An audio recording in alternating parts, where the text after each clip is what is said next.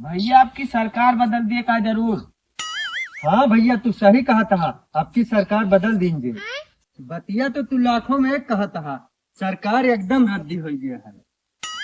कहा हो पटीदार?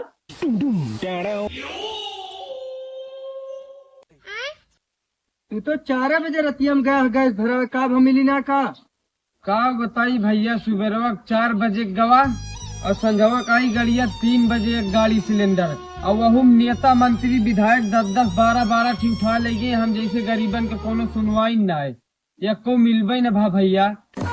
चला ठीक है, ना मिला कोनो बात ना, लेकिन एक चीज ध्यान दे लिया, आज के तारीख से आज के 20 साल पहले जोन बुजुर्ग करत रहे ना, चूल्हा पे बढ़िया खाना बनत रहन, वो खाना स्वादिष्ट रहत रहन, वही नियम अपना लिया और इन सरकार और कार के चक्कर में न पड़ा। ठीक है ना?